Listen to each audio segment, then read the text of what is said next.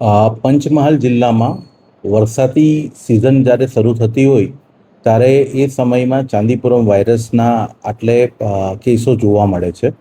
આ વર્ષે ખાસ કરીને ગોધરા તાલુકાના જે મેલોલ પીએસસીનો વિસ્તાર અને ટીંબાગામ પીએસસીના વિસ્તારમાં એક સરદારપુરા ગામ અને એક આપણે વિંજોલ ગામમાં બે કેસીસ મળ્યા છે. બંને કેસીસમાં એક બાળકની ઉંમર 4 વર્ષની હતી, બીજા બાળકની ઉંમર 3 વર્ષની હતી. આ શરૂઆતના વરસાદી સિઝનમાં ખાસ કરીને જે સેન્ડ ફ્લાય છે એના મારફત આ ફેલાતા રોગ છે. બાળકને એન્કેફેલાઇટિસ એટલે મગજમાં સોજો થઈ જાય છે. એનો ઇન્ક્યુબેશન પીરિયડ ઓછો હોય છે, એટલે ખાસ કરીને રાતના એનો તાવ આવતો હોય છે અને બાળકને તાત્કાલિક હોસ્પિટલાઇઝ કરવું પડે છે. આ બંને કિસ્સામાં પણ તાત્કાલિક એમને સિવિલ હોસ્પિટલ ગોધરા ખાતે દાખલ કરવામાં આવેલા હતા. સારવાર આપીને વધુ સારવારની અને વધુ ઊંડી સારવારની જરૂર જણાતા ગોધરા સિવિલથી એમને એસએસજી વડોદરા હોસ્પિટલ ખાતે દાખલ કરવામાં આવેલા હતા. બે બાળકોના મોત નીપજ્યા છે. એમાંથી અમે લોકોએ ટોટલ 4 કેસ આઈડેન્ટિફાઈ કર્યા હતા. 2 કેસ નેગેટિવ આવ્યા છે, 2 કેસના અનફોર્ચ્યુનેટલી મરણ થયા છે.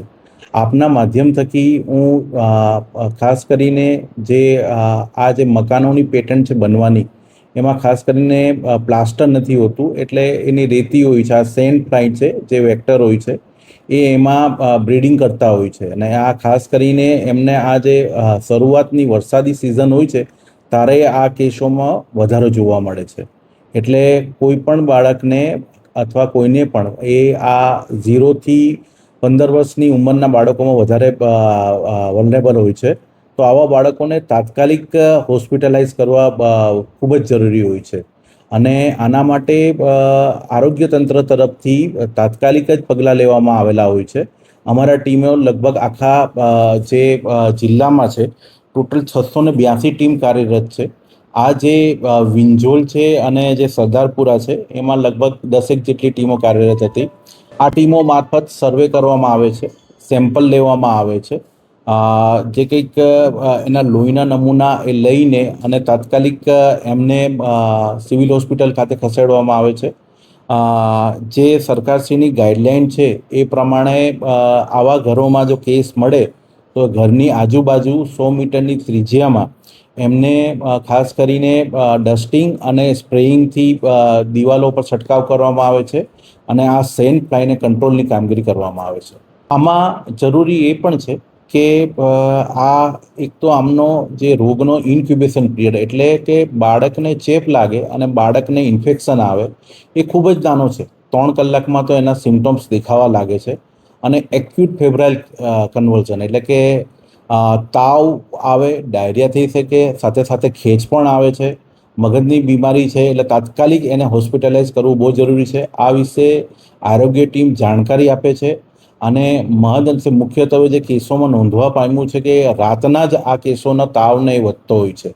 એટલે આવા સંજોગોમાં માતા પિતા, અન્ય લોકો કોઈ પણ જાતની જો બાળકને હોય તો તાત્કાલિક સિવિલ હોસ્પિટલ ગોધરા ખાતે આવવા મારી વિનંતી છે.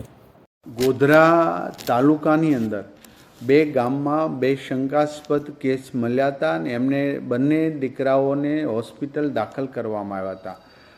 તપાસ કરતાં એમને ચાંદીપુરા વાયરસથી એમનું મૃત્યુ થયું છે એવો રિપોર્ટ આવ્યો છે. તો આ પ્રકારે રાજ્ય સરકારે અને આરોગ્ય વિભાગે ખૂબ ગંભીરતાથી આ મુદ્દાઓને લઈ ગામની અંદર તમામ આજુબાજુના ઘરોમાં વગેરે દવા છંટકાવ કરવામાં આવ્યા છે. જ્યાં કેસ મળી આવ્યો હતો ત્યારે સેન્ડ ફ્લાય નામની માખી પણ ત્યાં મળી આવી છે. તો આ માટીના કાચા મકાનોની તિરાડની અંદર આ માખી રહેતી હોય તો એમના માટે પણ દરેક જગ્યાએ આજુબાજુના ઘરોમાં પણ દવાનો છંટકાવ કરવામાં આવ્યો છે. અને 2024માં જે ચાંદીપુરા વાયરસ જે જિલ્લાઓમાં આવ્યો હતો એ ગામોમાં પણ આજે સર્વે કરવામાં આવ્યું છે. અમારી 2 ટીમ, મેડિકલ કોલેજની 2 ટીમ ગોધરા બંને ગામોની અંદર સર્વે કરી રહ્યા છે, ત્યાં તપાસ કરી રહ્યા છે, અને શંકાસ્પદ કેસ હોય તો એમનું તુરંત જ ઈલાજ માટેની સલાહ પણ અત્યારે હાલ પૂરતા આ 2 બાળકોના પોઝિટિવ આવવાથી મૃત્યુ થયા છે, જે ખૂબ જ દુઃખદ ઘટના છે.